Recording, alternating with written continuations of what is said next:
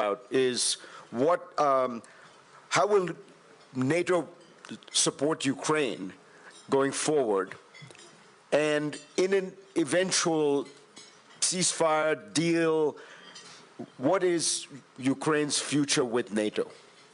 Thank you very much, and also Victor and Klaus, thank you for making this possible again. Before I get to the question, please allow me to say, first of all, that we really have to step up and not scale back the support for Ukraine. We have to change the trajectory of the war which is ongoing, and so far as we know the front line is moving in the wrong direction, is going eastwards, and this is for three reasons. One, because of Ukraine. We cannot allow in the 21st century that one country invades another country and tries to colonize it. We are beyond those days, past those days, so that's one. Secondly, because we know it is, yes, Ukraine, but it is also about how China and North Korea and Iran and Russia are all working together. And this is basically testimony to the fact that this is not only a European conflict, it is a geopolitical issue, a geopolitical conflict which is being fought out. And if we get a bad deal, it would only mean that we will see the president of Russia high-fiving with the leaders of North Korea, Iran and China. And we cannot accept that. That would be geopolitically a big mistake. So for all these reasons, but also for NATO itself, if Ukraine would lose, that would mean that within NATO, we are not talking about whatever 3% instead of the present spending commitments we have made within NATO, whatever exactly the outcome of that debate will be. It will not be billions extra, it will be trillions extra. Because if Ukraine loses, then to restore the deterrence of the West, of NATO, again, it will be a much, much higher price than what we are contemplating at this moment in terms of spending up, of ramping up our spending and ramping up our industrial production. To your question, as you know, there is a commitment that Ukraine will become a member of NATO. The question now, of course, is how this will exactly play out whenever, hopefully as soon as possible, Zelensky would say, the president of Ukraine, I'm willing to enter into peace talks, when we can get Putin to the table. The most important thing at that moment is how to make sure that we have a sustainable peace, that we will never again experience what happened with Minsk in 2014, where we thought that we had a sustainable peace, but basically Putin was able to continue his quest to get more of Ukraine, and he did in 2022, but also before, of course, with the Green Man, not Russians, of course, but still we know they were in the Donbass. So it has to be sustainable, and for it to be sustainable, we have to make sure that Putin will never, ever, ever again try to get a square kilometer of Ukraine in the future. My problem with the question is this, that I see too many politicians inside Ukraine and outside Ukraine contemplating, if you would have peace talks, what would that mean, first of all, for the territory the Russians have now captured, and secondly, what it would mean for NATO, yes and no. And the risk here is that we start to negotiate with Putin without Putin at the table. And the risk is that Putin, sitting in his reclining chair in Moscow, that he is just ticking boxes. Yes or not NATO, yes or not keeping some of the territory I've captured in the past. So I would say our focus has to be to bring Ukraine in the best possible position when peace talks will start. And when they end, we have to make sure that the peace then we have collectively fostered, that peace is sustainable, will never ever be challenged again. And yes, obviously, full NATO membership is then the easiest outcome, but whatever exactly the outcome is, it has to be clear that it's sustainable. And finally on this, we have to make clear that Vladimir Vladimirovich Putin has no veto and has no vote on whoever would join NATO in the future. Only if he wants to join NATO, but I don't think he wants. So, and he has nothing to say about this. We have to be very clear.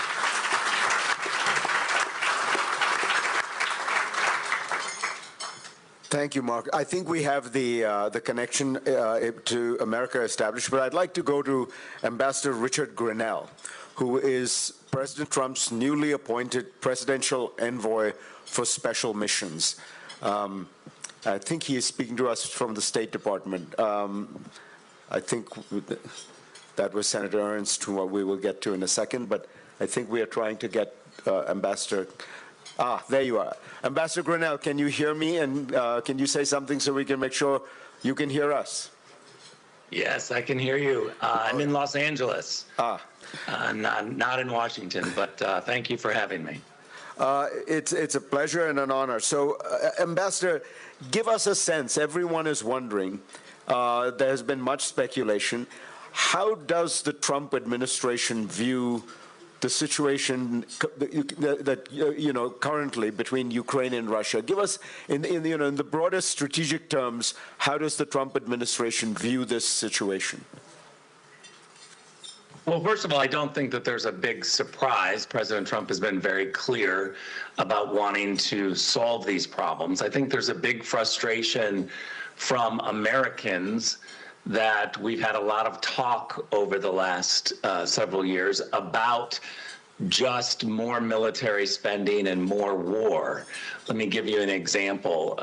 Vladimir Putin and Joe Biden have not spoken in more than 3.5 years. Now, we think that's outrageous. The American people think that's outrageous. You should be able to talk to people. Talking is a tactic, and you're not going to be able to solve problems peacefully unless you actually have conversations. And so I think there's a huge frustration from Americans that we're spending hundreds of billions of dollars and our leaders aren't speaking to each other to try to solve problems. The State Department, the U.S. State Department, a place that I love very dearly and have worked there for 12 years, has been shoved off to the side. There hasn't been talks. Matter of fact, we watched as Joe Biden spent months telling the world that the Americans had intelligence, evidence, proof that there was a war about to be started.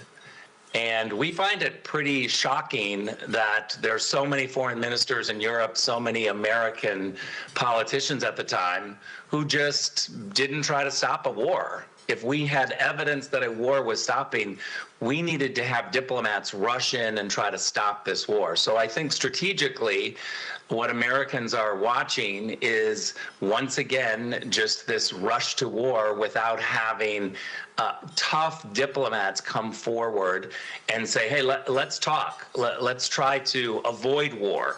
We think that it's immoral to not try to stop wars that are being told to us are absolutely inevitable. And let me just add one thing is I think you're going to run into a big buzzsaw in America if we have the NATO Secretary General talking about adding Ukraine to NATO. The American people are the ones that are paying for the defense.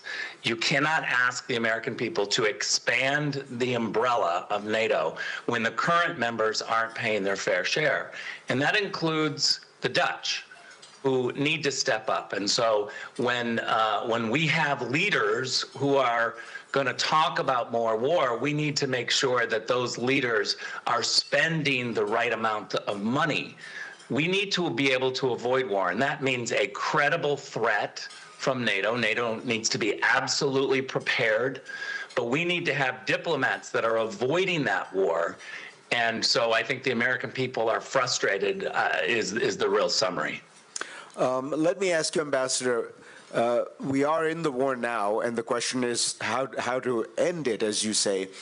In recent days, President Trump has said things that suggested he has maybe come to realize or has focused on the problem and sees the intransigence of President Putin as the principal obstacle. He tweeted out recently, as you know, I think Zelensky is willing to make a deal. Putin is not, and he's ruining his country, he's destroying his country. If that's the case, if President Trump sees it that way, does it make sense to put more pressure on the Russians militarily and economically, and President Trump talked about more sanctions, in order to make him realize that he needs to come to the negotiating table? Look, I think that's a fair and legitimate question, and I think my answer would just be, we have bad choices because after 3 years, we've watched this war drift even further into chaos. It's getting worse, not getting better. And so President Trump and the Trump administration arrives on the scene after watching, again, our leadership not even talking in the United States between Joe Biden and Vladimir Putin. And so now that President Trump is in office, I think he's been handed a terrible mess.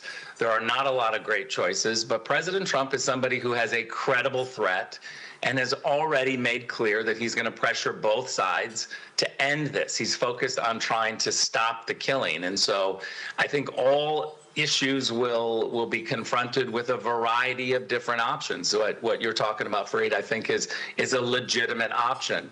But I would say just give President Trump a little time. He's the best negotiator, and there's a difference between a threat and a credible threat.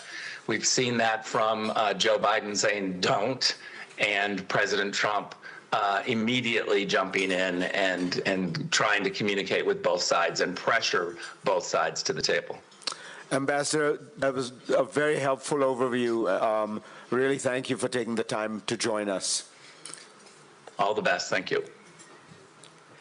Let's now go to Washington, to Senator Ernst and to Mike Lawler. I think we have Senator Ernst first. Thank you, Fareed. And it is very good to be with you, and to the distinguished panel, thank you as well for your discussion today. And I will start by saying, with the inauguration of President Trump, we now see an end to the Biden administration's failed leadership. Everywhere that I have traveled through Europe and into other countries, whether it's at security conferences, whether it is on various congressional delegations, what I have heard from the leaders all around this globe is, where is America's leadership? And that era of questioning where our leadership is now over. We do have a president, as Ambassador Grinnell had stated, that is willing to engage and have those tough conversations, those conversations that President Joe Biden wouldn't. So what we have seen is President Trump, in communicating with President Putin, saying, end this ridiculous war. If it doesn't end, there will be consequences. And you've talked about the economic impacts to Russia's economy. President Trump is willing to engage, whether it's taxes, tariffs, or additional sanctions, and hold Russia accountable. He does want to see an end to the loss of life. He wants to see an end to the continuous contribution of dollars into a war where we see our friends in Ukraine being killed. So, look, I am willing to engage in that, and very excited about the prospect of winding down the war with extreme pressure on President Putin. Now, another key to this is ending what we see as this new axis of evil. Russia is now partnering with North Korea, bringing North Korean soldiers to the fight. They are using weapons manufactured from Iran, and they are using China with their space capabilities. So we also have to put pressure on that new axis of evil. And then finally, as well, and Ambassador Grinnell stated this, we need everyone to engage. I believe in America first, but not America alone. So we truly do need our partners to step up and engage as well. And Rick spelled it out. We need everyone contributing what they have promised within NATO. So we have a new era of leadership in the United States of America. Can we wind down this war? I do have faith that President Trump can provide the necessary leadership to do so, and we stand ready to assist. So thank you, Fareed, so much. And again, we look forward to supporting our friends in Ukraine and ending this war once and for all. Senator Ernst, can I ask you a quick question, which is, you mentioned tariffs, sanctions, extreme pressure on Putin. Would Congress be willing to appropriate more military aid to Ukraine in the event that President Putin does not come to the negotiating table? Yes, I do think that that is up for discussion, and we have been willing to provide that military aid in the past. And if we are working hand in hand with President Trump to end the war, I think we can come to that agreement. I don't want to get out over my skis on this, but we want to see a victory for Ukraine. We want to see Putin put back into a box. But I do think that leadership is key on this, and President Trump will lead those discussions. And I do know that Congress is ready and willing to assist how we can to bring an end to the war. Senators, thank you so much for joining us. It's been a pleasure. Thank you very much. Now let's go to Congressman Lawler.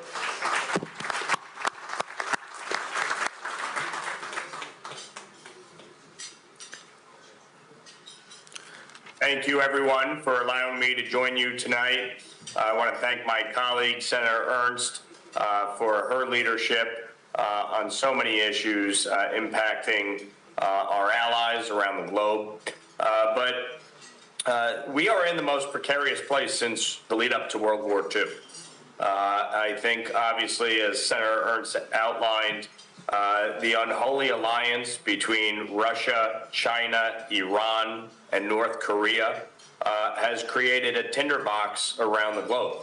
And unfortunately, under Joe Biden's leadership, not only has America been weakened, but I think our allies have as well.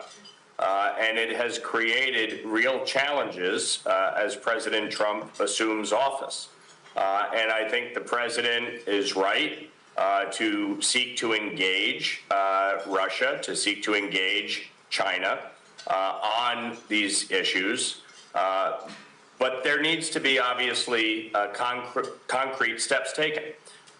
And, you know, I look at, for instance, the illicit oil trade between China and Iran that has resulted in a $200 billion increase in Iranian petroleum sales. That is what has funded Hamas, Hezbollah, the Houthis, and other terror networks in the Middle East.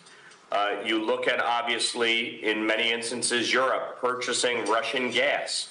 That has helped fund their efforts in Ukraine. So we have to look at this holistically. It is not just about having a strong NATO, which I and I know Senator Ernst fully support. We obviously have to look at this from the standpoint of the decisions that are being made and how that is impacting these global conflicts.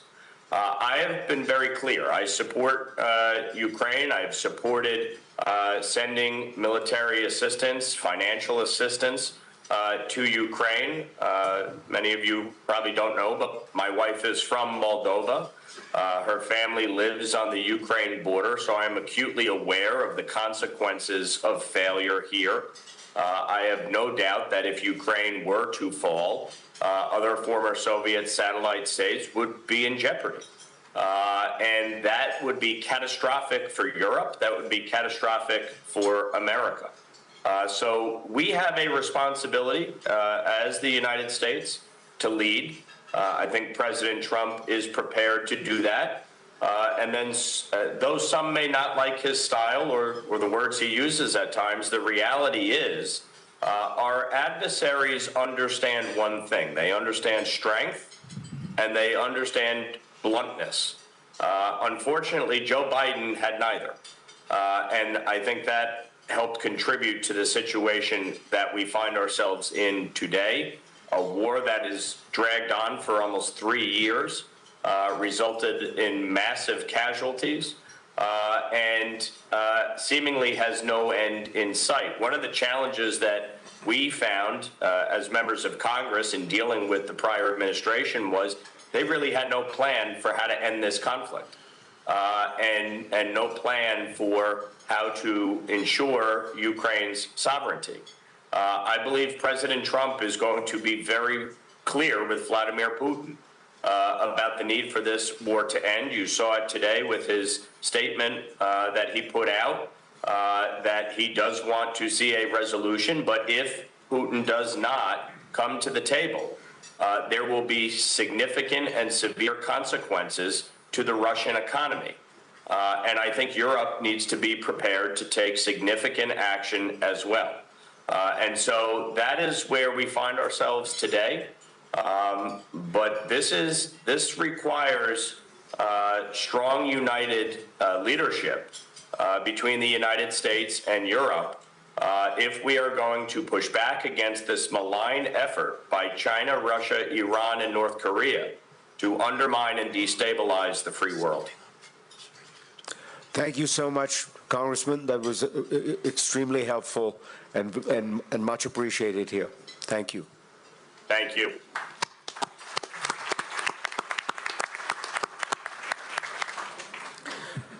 The focus people have had is on the question of what happens to get to a peace. But of course, we're quite far away from that right now.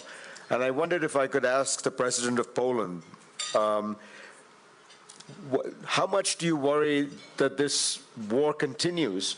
And what does it mean for Poland when it confronts a war so close to its borders?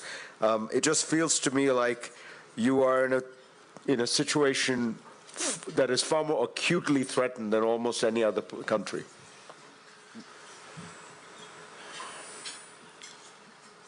Distinguished guests of that meeting, distinguished participants, presidents, prime ministers, dear friends, you know, it does matter what will be the end of that war, and we can't say that every final and peaceful solution ending this war is in a right interest of Ukraine, Poland, and our part of Europe and our part of European Union. I'm thinking now about the Central European countries, especially those countries who had been for years behind Iron Curtain in Soviet zone of influences, and as you know very well, some advisors of Vladimir Putin, sometimes they mention that this is real zone of Russian influences also now, and this is the right of Russia to have its influences at that part of Europe, and also at that part of European Union. So this is the question: what should we do to achieve a peaceful solution, end of this war, which will guarantee Ukraine sovereignty, independence, which will guarantee the power of the international law. Yes, that international law is respected by Russia, by Russians again, because they are breaking international law every day. And what we should do to stop imperial ambitions of the Russian elites, which are absolutely visible now.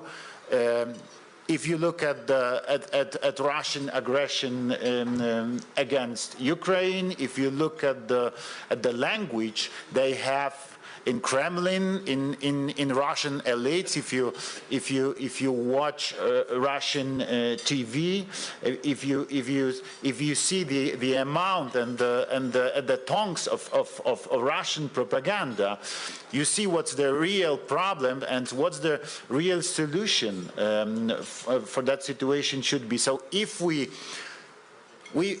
talk, and if we ask the question is how to encourage Vladimir Putin to sit at the table of the peace talks, my answer is we should launch such a strong measure to force Vladimir Putin to ask for peace for peace negotiations. Yeah, because this is not I don't want to beg Vladimir Putin to sit at the table. I want Vladimir Putin to beg us, to beg Ukraine, to beg allies of Ukraine to sit at the table and to talk how to end this war and how to solve all the problems we have also around. I fully agree with the Secretary General, with Mark Rютте. This is not a local conflict. This is global conflict. So it requires global solution. Thank you, Mr. President. Let me just say you're coming to the end of your presidency, and I just want to say you'll always be welcome at the Ukrainian breakfast, even as a past president. I hope I won't be hungry in the future. Let me ask the President of Latvia, since we are now talking about real frontline states, how worried are you about the security situation, and how does a country like Latvia look at a Russia that seems to, as the President says, believe that its sphere of influence should be in a way the old Tsarist sphere, if not the old Soviet sphere? Well, indeed, I think that each and every frontline country, as you say, Latvia included, is very worried about Russian ambition. We are hearing not only Russian officials, but also Russian propaganda talking about the kind of reinvention, restation of Russian Empire or Soviet Empire. The Baltic states included, Poland included. They are now talking also about Finland being at one point part of Russia. So from that point of view, of course, the outcome of the war in Ukraine is crucial. But having said that, I think that we do have two things that we need to do. Number one, yes, I do hope that American administration will be successful to end this war. But when the war ends, we also must make sure that Russia does not regroup, does not get back some economic power. So even if there is a kind of deal, sanctions, economic pressure should continue. And number two, I do believe that now this is the moment of truth also for Europe. Defense spending, defense industry, we are talking a lot. My own country is currently at 3.4% of defense spending. We are now discussing about raising to 4 to 5%.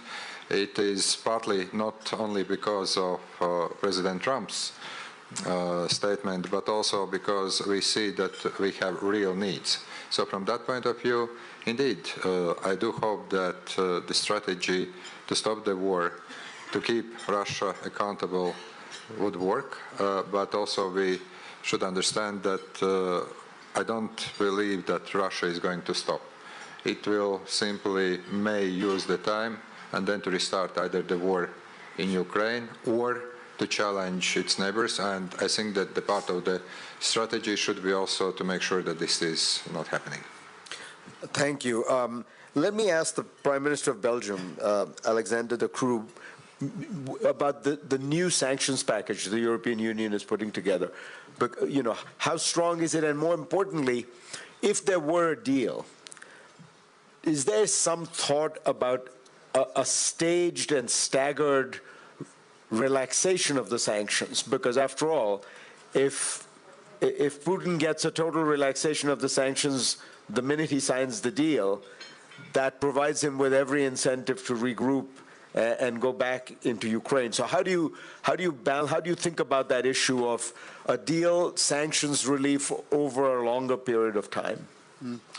Thank you. Good morning. Good morning, everyone. Maybe let me first react on some of the statements we heard in the video calls. I think it's important to say, who's the enemy? The enemy is Vladimir Putin. The enemy is outside, it's not inside. And I see a lot of finger pointing between partners, and that's not helpful. I think we have to be extremely clear. Putin needs to be weakened and Ukraine need to be strengthened. So if we see where we stand today, I mean, 3 years of war, Russia has not achieved any of their strategic goals. None of them have been achieved. And the Russian economy has been weakened significantly. In this 16 package, I think gas and LNG needs to play a very, very important role. I think fertilizers we have to look into as well. We see that the export of fertilizers from Russia has actually increased compared to the war. But I think we're in for the long haul. The Russian economy is weakened, but our analysis is that the Russian economy can sustain the war at least for another year. And in everything we see, it is quite clear that Vladimir Putin would have the ambition to regroup and then have another go. Maybe not at Ukraine, but at another country. So we have to sustain those sanctions. And I'm convinced that we can go into a peace negotiation, but honestly, don't we first have to strengthen Ukraine before we get into a peace negotiation?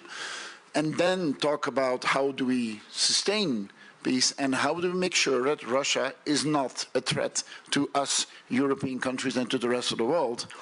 And that can only happen if you have sanctions that are robust and that are sustained in the future. So my analysis is that we are going for a long-term sanctions and that we should not inverse the discussions. Based on what I hear now, it looks like a peace negotiation is just around the corner. Really? I don't believe so. I think that first we have to strengthen Ukraine, and then we'll see afterwards. Thank you. Thank you. So the question becomes how united, I mean, everyone is worried about America, I understand, with the new administration. But how united is Europe? Is there a danger that there will be divisions within Europe? And how should one think about solving that problem? I asked the Prime Minister of Croatia. Andrej, what are your thoughts on that? Thank you very much, Farid. Thank you, Victor and Klaus, for the invitation. I think that we have seen over the past several years not only brutal aggression against Ukraine, and here I specifically greet the Ukrainian servicemen and women who are here and thank them for their heroic efforts of defending their country.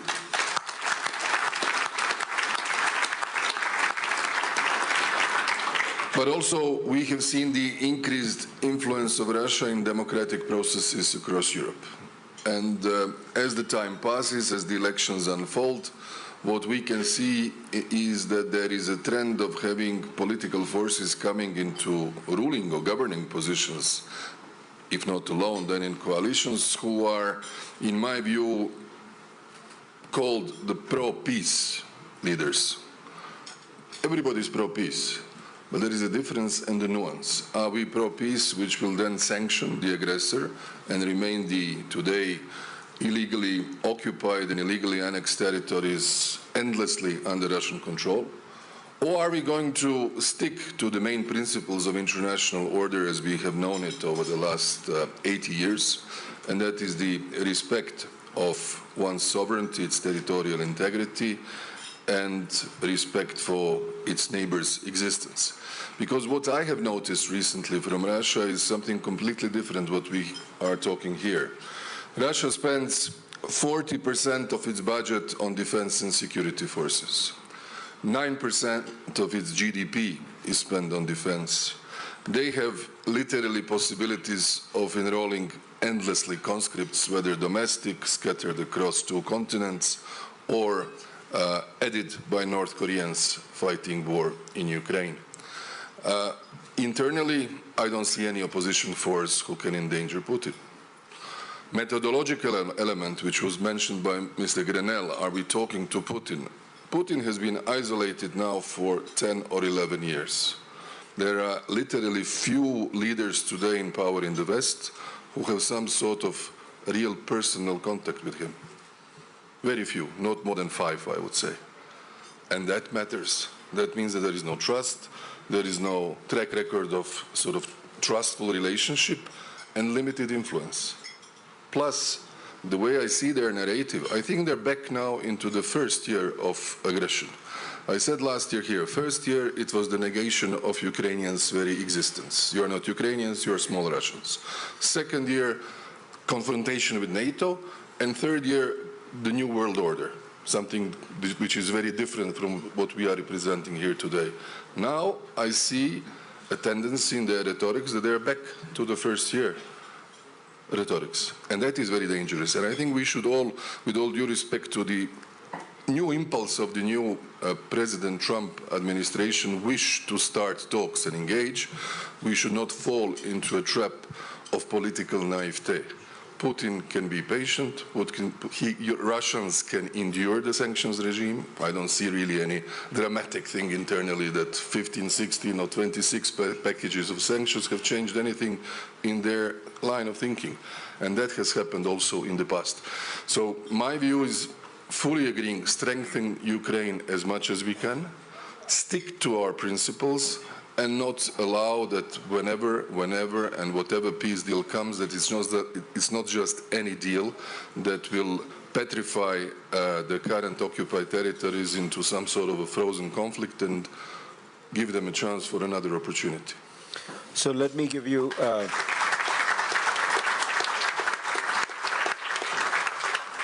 let me just press on that one issue, which is, imagine that the Trump administration is eager to get to a negotiation.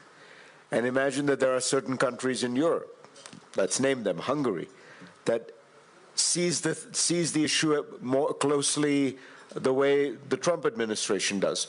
What does Europe do in a situation like that? First of all, I think Europe should be at the table. Ukraine should be the main actor at the table. And if we find some sort of a ceasefire, it should entail a gradual peaceful reintegration of the occupied territories. That would be, in experience that my country had 30 years ago, the only solution. Nobody wants more victims, more death, more refugees, more destruction. And I think that the Ukrainians know it, everybody else knows it, but the plan should be really all the way through. Not the first step and then we deal with other crises in the world and forget about the state of play in the field. Let me ask the first Deputy Prime Minister of Ukraine, who also is the Minister of the Economy, how important is the security guarantee aspect of this potential settlement to Ukraine's revival? Because after all, when I think about it, you know, business and investment is not going to go into a country where people are worried that 2 years from now Russia might invade again. So describe to us, Yulia, how do you think about this issue? Thank you. First of all, I'm very delighted to see our friends, Ukrainian and foreign business, and I'm grateful that we have very open, frank and candid dialogue, and I think that trust is the base. And what we see here in Davos, that businesses are ready to invest and to boost their activity in Ukraine, but they're expecting for very concrete security guarantee. And it should be the part of the potential future settlement, and it should be very practical. Tell you honestly and obviously that NATO is the best solution, not because of the legal document, but because of the military infrastructure that should be set in place. We have very good example. At the beginning of large-scale invasion, our seaports were blocked. And you remember that there was a deal, Turkey, UN, and Russia sabotaged this deal, and we were able to open this Black Sea corridor when the missile system were in place. And it's and then we opened the corridor and export have risen, and even like the number of the last year, that export rise by 15.2%. And if we speak about Ukrainian economy, so it's vital for us, business to come in. We are doing, in economic sense, better than Russia economy does. So we fall up to 30% during the first year of large-scale invasion, but 2023, 5% growth. Last year, 3.6% growth. And, this year we also expect, but we need investment to come. And using this opportunity, I want to appeal to business as well and to say, look, you have not less power than politicians have. And if to take into account very pro-business Trump administration, I would ask you to appeal to your government and to talk with them like you talk with us, and describe very precisely what kind of guarantee you need to step in Ukrainian market. So that's why I think that it's your time also to be actively participate in this negotiation. But in general, business are very optimistic, and they expect that the active phase of war will be ended this year. Let's first negotiate on security guarantee that with very, as I say, practical implementation and with sanctions that should be imposed in place and should be strengthened, and then discussed peace agreement.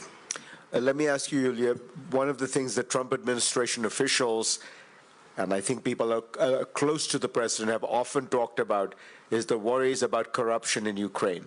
What are you going to say to them that can show concretely that Ukraine is taking active steps, that it is not, that the money will not all go down into a kind of cesspool of corruption? I think that during the last 4 or 5 years, we are improving a lot. And if you see the its index of perception of corruption, so we raised extremely fast in this list. And just if you look at the reforms that we are providing during the wartime, that we're providing around 200 reforms. So it's requirements from EU, it's a requirements from IMF, World Bank and others. So it means that we are simultaneously keep fighting, keep working, and keep reforming. And that's why I think that it's a good result. Of course, there are always places to improve, but I think that we're in good shape right now. I'm going to ask President Stubb of Finland to close out this round, but before that, I did want to give Mark Rютте a chance to respond to Ambassador Grinnell, because he did directly address some of the comments you made. Yes, well, he is right, of course, that the problem is not the US, the problem is Europe. The problem is that, and Trump has consistently made this point, that in Europe we are underspending in terms of defense. And he made that point, I think it was in 1980 the first time, but when he became president first time in 2016, 2017, he was very clear on this. And I think, thanks partly also to him, and maybe to a large extent, we have seen this upturn in spending in NATO on the European side. And he felt that basically the US was getting a bad deal, and that Europe was basically funding its social model and its healthcare system, etc., and its pension system, by underfunding in defense. The problem, of course, is that we are not yet all at 2%. That's problem number one. Problem number two is that 2% is not nearly enough. To your point, it is not nearly enough. We are safe now. But NATO collectively is not able to defend itself in 4 or 5 years if we stick to the 2%. Now, Jens Stoltenberg started this whole process within NATO, which will end somewhere in May, June this year, by which we will decide what it is exactly we need in terms of, and excuse me for the jargon, the capabilities and the measurements and the gaps we have. But this is necessary stuff to be done to exactly establish what we need. But I can guarantee you, when you look at the incoming data now, 2% is not nearly enough. It will be much more. Really much more, and that will have a huge impact. But we have to do this. And secondly, we have to ramp up industry production, because at the moment we are not doing it. But this is also a problem in the US. The US, China is producing 6 times faster industrial output now than the US. And the whole of NATO, from California up to and including Ankara, is in terms of ammunition producing in a full year what Russia is producing in 3 months. And as I said yesterday, Russia is not bigger as an economy, the size of the economy, than Belgium and the Netherlands combined. So we are really in crisis mode here. So first, money, much more to be spent, fast. The ones not on 2% have to get to the 2% in the next couple of months. We cannot wait any longer.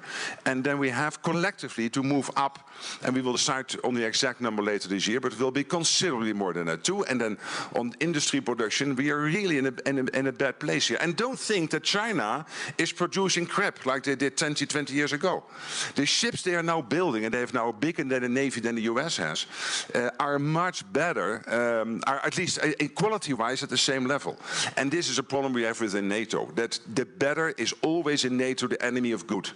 That we want to have perfection, and we not always need perfection. That is what Ukraine is learning us and teaching us in this war. They don't have the luxury of going for the 10 on a 1 to 10 scale. They have the luxury to get to a 6 or a 7 and then apply at a fast speed the latest developments and innovation. So, and this is another problem. We don't innovate enough. We do not buy collectively enough. We are not getting into big contracts with industry. So all these things we are working on, we can solve them. This is the good news. So don't end this breakfast from my side on a somber note. I'm still very much optimistic. We can handle this, the spending, the industry production, etc. And in Ukraine, we need the US also to stay involved and to do as much as possible to get Ukraine in a position of strength whenever peace talks start. But I can tell the Europeans, if this new Trump administration is willing to keep on supplying Ukraine with defense industrial, from its defense industrial base, the bill will be paid by the Europeans. I'm absolutely convinced of this. We have to be willing to do that. Because at this moment they are paying more than the Europeans. And here Trump is right. It is a worldwide conflict, yes, but still Ukraine is closer to Europe than to the US.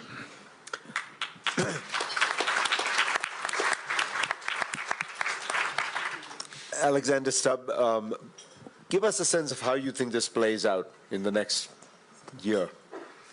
Sure, but before I make my 3 points, just to Victor, I actually think the slogan of this breakfast is the correct one. So for me, the thinking is, yes, Finland first, but Finland first means a Ukrainian victory. Why? Because it's tied to two key elements of who we are. One is our interest. We have a 1,340-kilometer long border with Russia and a similar experience in the winter war and war of continuation that you're having right now. And secondly, it's our value base. So in that sense, it's a no-brainer for us. Finland first is victory for Ukraine. That's why we are the biggest, fifth biggest supporter of Ukraine and will continue to be so in the future. I think quite often Americans, Europeans and Ukrainians are accused of not having a strategy of victory. I kind of disagree with that. I actually think we have a clear plan. We just talk a little bit to the side of each other at times. For me, the victory plan is linear and goes in 3 phases. The first one is short term. In the short term, we need to continue the financial support, the military support, and the political support that we've given to Ukraine in the past 3 years. And I actually don't see that coming down. Remember the conversation before the US elections that the US would pull away from Ukraine and throw it under the bus. From what I hear from Trump and from what I hear on video today, I just don't see that happening. I'm actually quite encouraged by the commitment that still exists. The second timeline, linear, is midterm. And here, 24 hours has turned into somewhere between 3 to 6 months. And we have to think ahead of what we do in these 3 to 6 months. I think the starting point was mentioned here. Ukraine needs to start whatever negotiations begin from a position of strength. And we need to keep on pushing the idea that no negotiations without Ukraine. And I have a sense and a feeling that the rainmaker in this, President Trump, sees that as well as General Kellogg. I think the early signs that we're getting from the Trump administration are actually quite positive. Having said all of that, remember that with statehood, there are 3 key principles which in my mind are holy. One is independence. Will Ukraine retain its independence? My answer is yes. 2 is sovereignty. Will Ukraine retain its right to choose whether it wants to join the EU and or NATO? My answer to that is yes. And the third one is territorial integrity.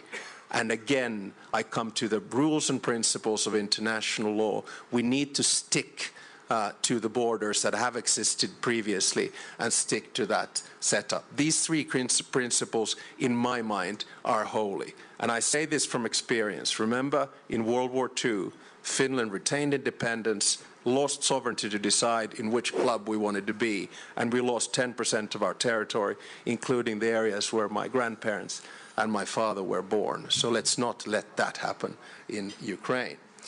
Long term, and my third and final point, there are a lot of business people here. Reconstruction is a low-hanging fruit. It has to happen, it's a possibility, it's an opportunity. This is not a Marshall Plan where we stash out money. This is a business opportunity for a country that has been partially destroyed to be built up. So use that. Long term, there are two key issues for me. Both are sine qua non. Ukraine needs to become a member of the European Union, and in the long run, Ukraine needs to become a member of NATO. That is the only way in which Putin has lost this war, and lost this war big time. Remember what he started with. Thought he could make Ukraine Russian. It became European. Thought he could dismantle NATO. It has enlarged. And thought he could break up the transatlantic partnership. It didn't happen. So what we must do at this stage is to make a choice, to be honest, between Yalta and Helsinki. Yalta was a carve-up of big states and spheres of interest. Helsinki Accords in 1975 was about international law and principles. So I think it's very important that when we sit here next year, there will be a ceasefire, there will be a peace, Putin will have lost the war, Ukraine will have won the war, and Ukraine will have retained its independence, sovereignty, and territorial integrity. Slava Ukraini.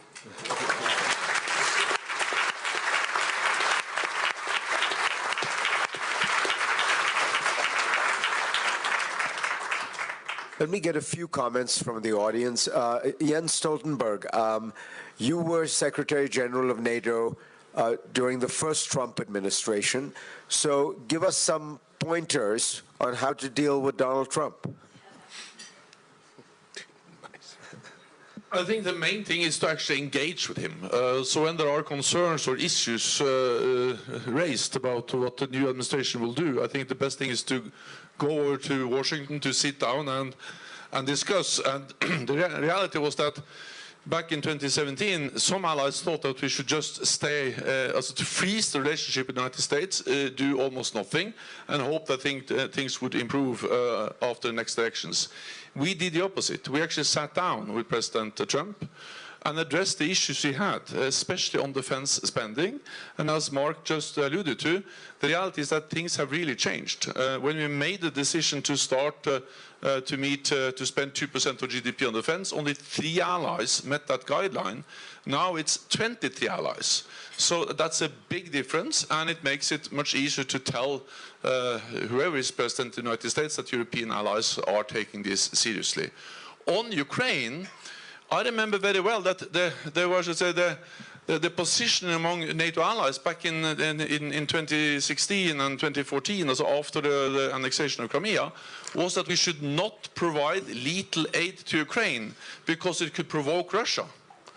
And therefore we didn't provide so much lethal aid. It was President Trump that decided to start to provide lethal aid, including the javelins. So the first javelins were delivered from the United States under the previous Trump administration. So I'm not saying this is easy. I cannot promise you anything on behalf of the new US administration, but I'm saying that engaged on the issues and based on experience, also Trump can be quite strong on Ukraine. Thank you, Jens. Since Radek Sikorsky is right there, I wonder, Radek, if you could tell us, when you look at the situation, are you optimistic or pessimistic about whether or not we are moving in the right direction, and why? I'm confident Ukraine can sustain the fight for this year. And Russia's economy is going south. So there may be a deal to be made. But the real point I want to make is the following.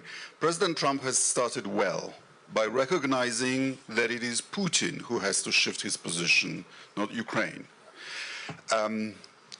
Poland, by the way, is leading by example at 4.7% of GDP on defense. But if I can make one suggestion to the new administration, coming from the depths of experience of a country that warned the rest of the West about Putin and wasn't always listened to, it is this. This is not the Putin that President Trump knew in his first term. I would be skeptical about granting Putin an early summit. The President of the United States is the leader of the free world. Vladimir Putin is an outcast and an indicted war criminal for stealing Ukrainian children. I would suggest that Putin has to earn the summit, that if he gets it early, it elevates him beyond his significance and gives him the wrong idea about the trajectory of this. Thank you. Let me also quickly get a thought from David Rubenstein, because we were talking about business, David, and investment. How do you think about the issue of how does Ukraine rebuild itself, which is going to be a monumental challenge? Yeah, the business community in the United States, and I think Europe, is interested in investing in Ukraine and helping with the rehabilitation of it. But I think nothing is really going to happen until you really see some kind of settlement, because I think business people are not going to put money in until there's some kind of settlement. 2 points I wanted to make, though, Fareed, is that the conventional wisdom in Washington is that there will be some type of agreement, a settlement, truce this year. Generally, I think it's fair to say that when there is a conventional wisdom in Washington, it's almost always wrong. And so don't be so certain what people in Washington think is going to happen is going to happen. And I'd like to remind people that there was a conventional wisdom in Washington after the D-Day invasion, that the Allies had won the war and it was basically over, and it was just a mopping up action. But then the Battle of the Bulge occurred. More than 200,000 casualties occurred, more on the American and Allied side than on the German side. 200,000 people were injured or killed during that Battle of the Bulge after the conventional wisdom said the war was almost over. So I am worried a bit that if people let down their guard and think there's going to be a settlement soon, that the result could be another effort by Russia to do what happened with the Battle of the Bulge, which is to put one last effort in, put all their troops in, and it could result in an enormous amount of casualties. So please, everybody, don't think that the conventional wisdom in Washington is right, and don't let down your guard, because there could be another Battle of the Bulge that could occur with great tragic results. Thank you. A crucial question that has arisen here is what exactly is the state of the Russian economy? Can it sustain the war? Are the sanctions working? And I think Zanny Minton-Betters is the editor-in-chief of The Economist. She began her career working in Poland, as I remember, for Jeff Sachs, reforming the economy, which seems to have worked out rather well. So, Zanny, give us your sense of Russia and the Russian economy. Thank you, Fareed. It's, as everyone has said, it's an honor to be here again at this breakfast. And every time I'm here, I am, my sense of hope is reinforced. And I think this year is no different to that.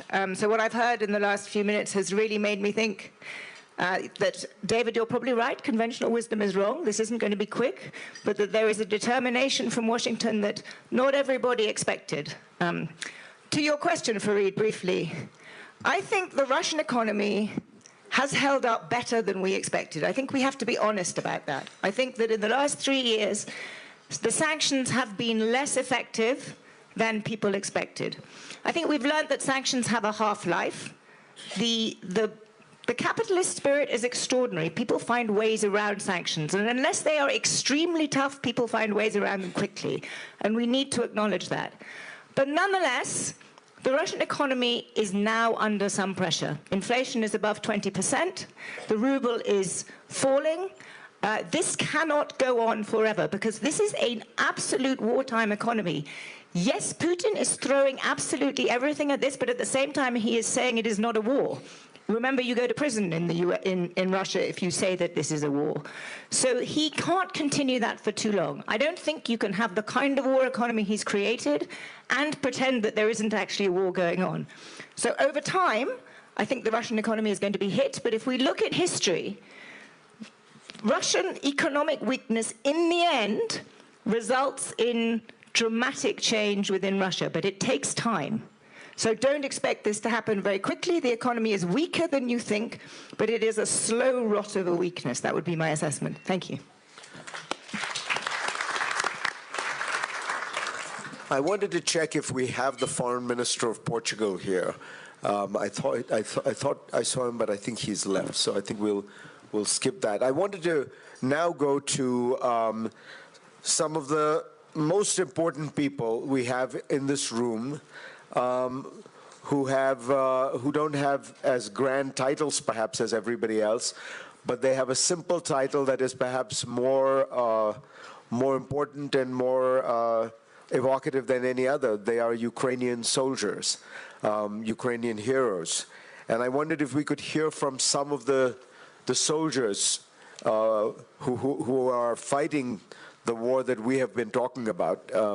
Dmytro Finashin, are you here? And can we hear from you?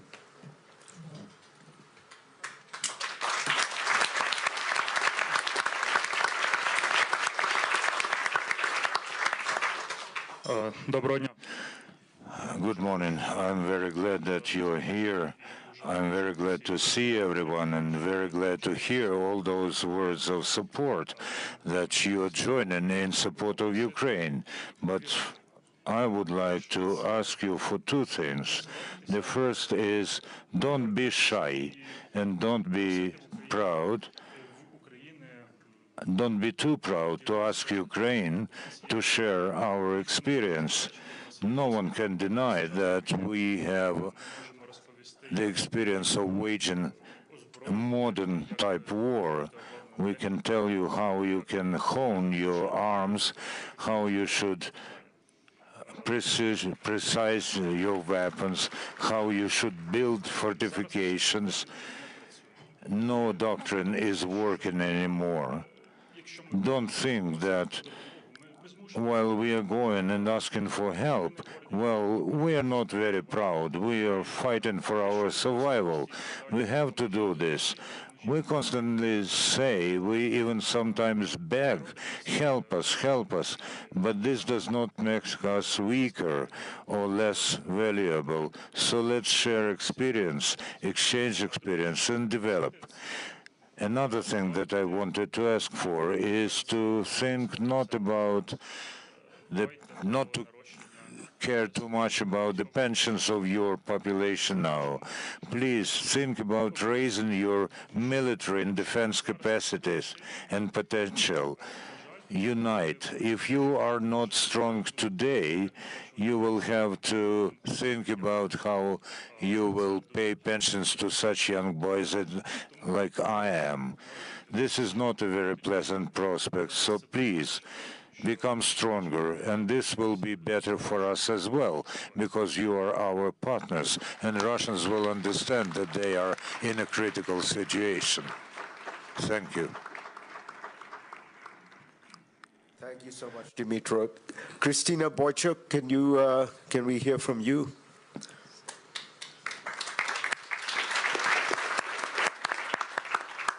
Thank you. It's very important for me and soldiers from front line to be there and understand that the world continue to support us. I have only explained three important words for me. It's words death, war, and life. Death. We are here today because the best of us fallen for our shared right to a free life. Memory in the least we can preserve. Let us honor with a moment of silence all those who have perished as a result of Russia's armed aggression.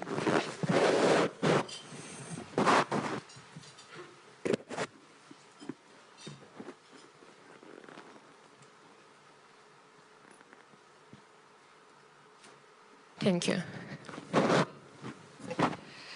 Second words, it's war.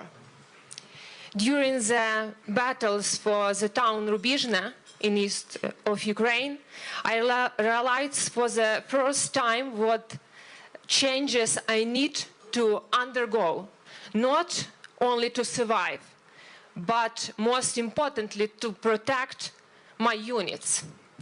I mastered an entirely new and previously unfamiliar technical tool provided by our partners. Together with me, this tool also transformed. The world has changed. To survive in the world, you must change. And second words, it's life.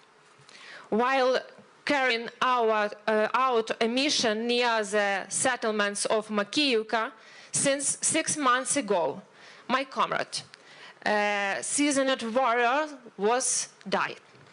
He had mastered a civilian IT specialization, but when Russia invaded Ukraine, he returned from Mexico and joined our unit. 3 months after his death, his daughter was born. The life of this little girl is the most precious things we have. All of us. It is our responsibility. We are obligated to protect it. Life will triumph our death. Light our darkness. Slava Ukraini!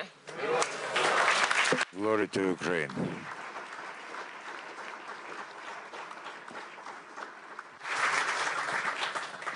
And can we hear from Daniel Salem? Good morning, everyone. First of all, I want to thank everyone here and everyone who's helping and everyone who's fighting with each and every word that has been spoken here. I just wanted to tell you a story, a simple story.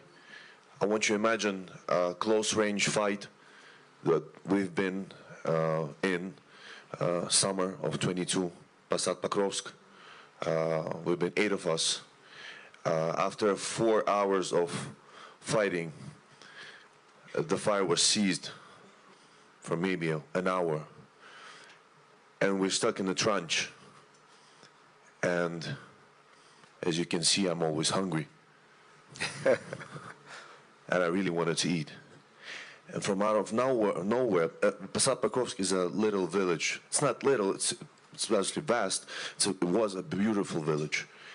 It had a lot of houses, cows. And from out of nowhere comes a little boy. He was wearing a Real Madrid shirt. He was with no shoes, dirty feet, and happy big eyes. It maybe sounds right now like a story from a movie, but it happened.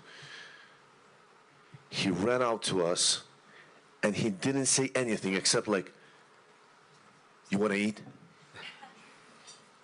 And we looked at each other. I looked at my fellow man. I looked at him and said, "Yeah." He ran and went to his house. It was maybe 100 meters from us. He went back with bread. He said, "I didn't ask you if you want to drink something." I said, "What do you have?" He said, "Fresh milk." I said, "Yeah." He went back. He got us milk. It was the best breakfast I ever had in my life. His eyes were so happy that he thought, he looked at us as the heroes. He looked at something really grateful. He saw the uniform, he saw the guns, he saw how fearlessly we were fighting, and the fight was near his house. His family was in the house. And after we said goodbye, he went, "Okay, I gotta go. I gotta help my mom." He went back to the house. And I think it took 5 minutes. Tanks arrived. And the only thing I remember is that the house was destroyed with the families of his family inside. And I'm certain the boy died. And I thought to myself, do we do enough? Do we all do enough? Did we fail as his heroes? I just want you to understand, and I think we do all understand, that these paid firearmed people from Russia, tomorrow they'll get their vacations. And maybe they'll get their families and go to your countries. These people who were killing our children are sitting in cafes in Spain, France, Poland, Finland. The killers and murderers are closer to you as you think. They're not somewhere. They're in your countries.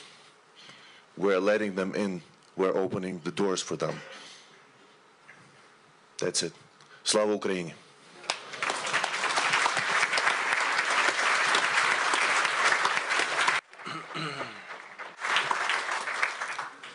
You know, at this point, I think it is 87 countries around the world that have condemned Russia's aggression.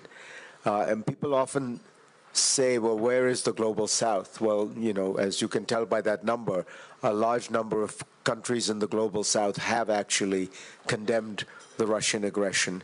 And one of those countries is represented here today, the Congo, the Democratic Republic of Congo. And I thought I would ask the Vice President, Vice Prime Minister, Vice Prime Minister Masudi, to say a few words to close this out for us.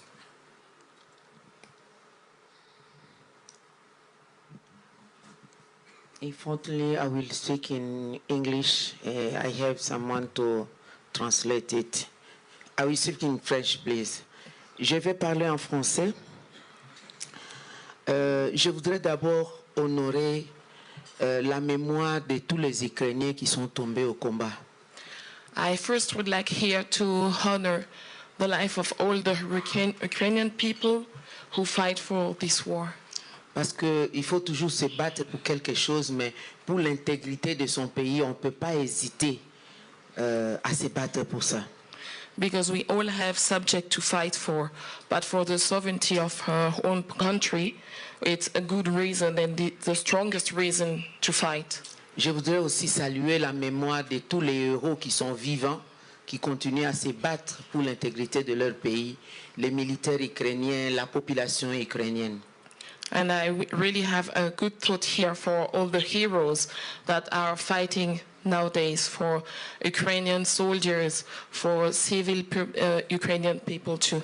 Au nom du gouvernement de la République démocratique du Congo et aussi de son président de la République qui a été ici à Davos, je voudrais dire au peuple ukrainien, à tous les 87 pays qui les soutiennent, que la RDC vit la même situation.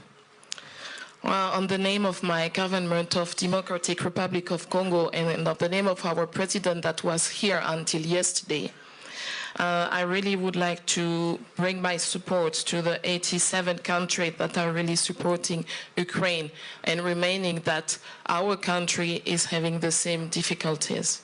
Il y a aujourd'hui presque 10 millions de morts en Ukraine. Il y a 10 000 morts plutôt en Ukraine. Il y a plus de 6 millions de morts en République démocratique du Congo.